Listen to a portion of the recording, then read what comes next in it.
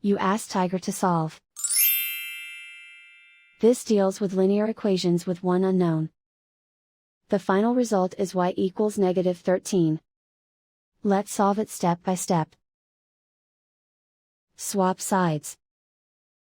Group all constants on the right side of the equation. Add 48 to both sides. Group like terms. Simplify the arithmetic.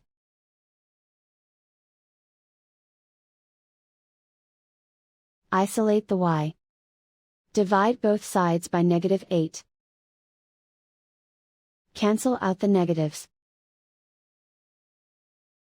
Simplify the fraction. Simplify the signs. Find the greatest common factor of the numerator and denominator. Factor out and cancel the greatest common factor. And so the final result is y equals -13.